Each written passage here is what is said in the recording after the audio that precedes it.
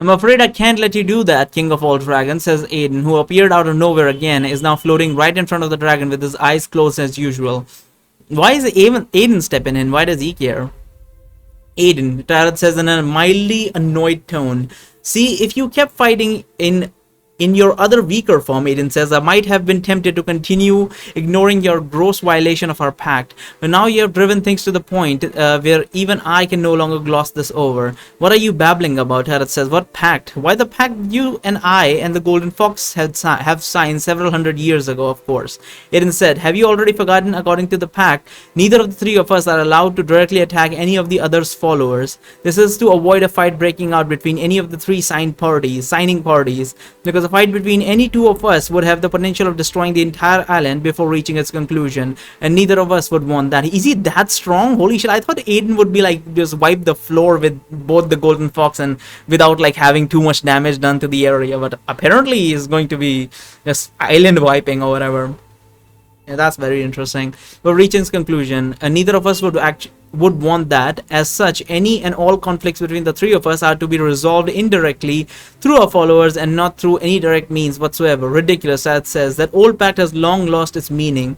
The only reason why we signed that pact in the first place was because our powers used to be comparable. That has no longer been the case for more than 100 years. Ever since you left the continent, you have only grown weaker, and now you are but an empty shell of your former selves. Really? If you didn't always resort to petty tricks, I would have killed you a century ago. You're no longer a threat, Stillwater, and therefore our pact is now void. So is he saying Aiden is weaker now compared to how strong he was back in the day? Holy shit, Aiden is already the strongest thing we have seen so far. Is it? Aiden asks with a wide smile. Well, let us declare a new pact then. All of a sudden, the air all around us starts to feel like it's weighing heavy on our shoulders. The world itself seems like it's trembling. Wouldn't that cause us to fall down because we are in a plane or whatever? It is almost as if there was now an earthquake in the middle of the air instead of the earth below. The blue sky looks as if it's ready to crack any minute under the pressure. I realize immediately that this is the direct result of Aiden unleashing his magical aura, and that this may well not even be the true extent of his powers. Well, I hear Araka talking from somewhere behind us. I see that Aiden has finally decided to get a bit serious, a little bit.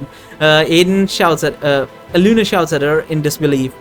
We never really got to name our old pact, Aiden tells Tyrath, but we could call this new one the Pact of the Creator's Return. What do you say, old friend?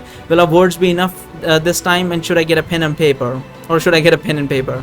By the way, the Creator's Return, who was the creator again? I forgot. I'm pretty damn sure Aiden was not the creator. I'm pretty damn sure Aiden is not related to the creator, and Aiden is not the creator as far as I remember. The creator was like a separate entity, and they said he disappeared, which could be the case that he is still alive somewhere, but it could also mean that he's Aiden actually, now that I think about it. But we can't be 100% on that. No, so whatever, we'll just continue. Tarot looks at Aiden for a while, measuring him up and down with a thoughtful look on his face. Perhaps I was wrong, Tarot says. Perhaps your travels have not made you nearly as weak as I would have liked to believe. He pauses. I do not intend to destroy the whole continent by fighting with you, Stillwater, Tarot says. I will honor the pact and I won't interfere any longer, but know that my purpose remains unchanged. If I cannot destroy all the human cities then myself, then my armies will just have to do it for me. I will not rest until every single one of these cities is burned down, whether that takes me weeks or years to accomplish. The next time you will see me will be after I have destroyed everything that you have once loved and cherished in this godforsaken world. Remember that. As Tarot turns to leave, Aiden calls out to him one last time. Okay, if the audio does not match the video, I apologize for that, because I think I have the video here that I recorded, but the audio for some reason just fucked up and I can't use it. But it's just 3 minutes of it, so it should be fine. So I'm just gonna read. I'm gonna move on whatever I'm supposed to be reading here. So here we go. So if there's some like blank screen or some shit, excuse me for that. Oh, I forgot to mention, Aiden says with a polite smile, the mages that have joined the tournament would also be temporarily be classified as my followers under the terms of my pact. There are esteemed guests after all, therefore you are not to bring harm to any of them until the end of the tournament, unless of course they attack you first. Tarot says, I'll keep that in mind. The dragon then soars higher into the skies and he flies away from us in the same direction that he came from when he first attacked us, which suggests that he has like a place of hideout, like a specific place where he comes from. Because he did get like thrown into he was thrown into a prison, like a old whatever they call Laseti prison. So he definitely obviously does not live in the prison. I'm guessing he has some like base at least.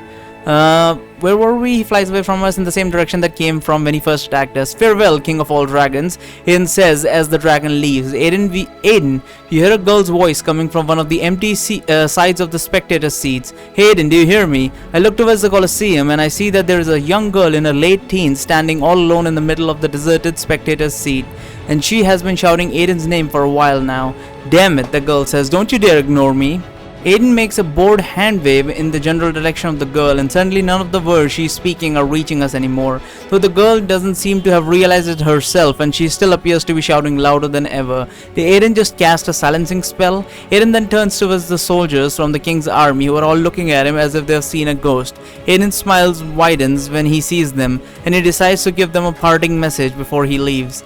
Well, what are you all standing there for? Aiden asks the soldiers. Go on, spread the news, spread it far and wide. Rejoice, for your creator has finally returned. He then disappears once more, leaving the soldiers just as confused as they were before. I think it's about time we descended back to the fighting arena, Barry. Gollumix says, a job here is done. By the way, I got confused when I first read this. I thought like Aiden is the creator. I think they did mention that at one point, but I believe in the next few chapters you will actually get the full story of the creator. Yeah, 3 or 4 chapters down the line you should get the full story, I believe. Not chapters, I mean the episodes that I put up. So yeah, I'm not gonna explain it right now. It will be explained eventually. Here we get the option to ask Erica if Aiden is still hiding around invisibly, or don't ask Erica anything, which is like I mean, even if he is hiding anywhere around, so there's like no point in like knowing that fact. I mean, what are we going to do, fucking attacking or something? So there's no point in asking and like troubling anyone. So we'll just pick up don't ask Erica. Alright, let's get back down, I tell Gollumix, and then we make our way back to the fighting area of the arena. Once we land our flying machine and get out of the cockpit, the king shakes my hand, and then he goes to meet his soldiers, telling me that we'll see each other again back at the palace. Not for long afterwards, Darren, Kate, Hardrick, and Flower all gather one by one near my plane as we can so we can leave the arena together. A wave to Layla, who came to join our group as well as we prepare to leave. Bruce comes to say his goodbyes. Good fight, Stillwater, Bruce says as he pats me hard on the shoulder. Good fight, and the same goes for you, Silverhaired Princess. If we all ever get trapped in another deadly arena, I wouldn't mind having you again as my allies. Maybe we'll meet again someday. Who knows, I tell him. It's a small continent after all. Both Layla and I bid him farewell, and then we join the rest of the group. Once we're all ready to go, the ones of us... Yeah, this line is kind of confusing me because I think the wording here is kind of fucked. I'm not sure if it's proper English or not, but it looks kind of fucked. Once we are all ready to go, the ones of us who participated in the arena go to grab our backpacks from the locker rooms, and then we meet back in the fighting area in order to head towards one of the spectators' exits. Come on, Darren tells us. I think this is the gate that Rose went through when the evacuation started. She must be waiting for us outside. We all exit through the gate trying to find Rose, but before we get to even look around, we are greeted by a young girl with a pleasant smile on her face. I recognize her immediately as being the same girl who was calling out to Aiden earlier. Could this possibly be Aiden's sister? Perhaps. Hello, the girl says. I hope I'm not bothering you. It's just that I watched you fighting during the arena event and I was very impressed. I was wondering if you all could help me out with something. Sorry kid, Darren says as he pats the girl on the shoulder briefly. We're not giving autographs. This is very out of character for Darren. I mean, I've never seen him as much of like a show-off celebrity type, but I don't know why he is doing that. He then turns his back on her and heads towards Rose, who was waiting for us not far from the gate. The girl looks mildly irritated by Darren's remark, but it does not look like she's planning to give up just yet. Taking a better look at her, I notice that her clothes, which aesthetically pleasing, do not look much different from pajamas that they sell on the western continent. They remind me quite a lot of the type of clothing that Aiden likes to wear. Wait a minute, this girl knows Aiden. She wears similar clothing to him. So does this mean that... No. What am I even thinking about? It's just a coincidence. There's no way that this girl could be Stillwater perhaps? Or sister. But he said so it's not the, so I'm guessing... Stillwater he's talking about. Hey Barry, are you coming? Darren tells me. Oh yeah, I'll be right there, I say as I throw the young girl one last hesitant look, and then I head towards Darren. Thank the gods you're all alive, Rose says. When I saw the dragon, I tried to return to the arena immediately, but they wouldn't let me back in. All I could do was watch Kate, Hardrick, Flower, and that plane fight the dragon in the sky from out here, but I had no idea what had happened to Barry and Darren, or even if they were still alive. Excuse me, sir. We hear the young girl from before calling out to Darren from behind us. Why is she only talking to Darren? I guess he is the only one, like, the leader of the group, quote unquote. Well, believe it or not, Darren tells Rose, ignoring the girl from behind. The ones flying the plane were none other than Barry and the king. Sir, the young girl asks again, but nobody pays attention to her. The king, Rose says.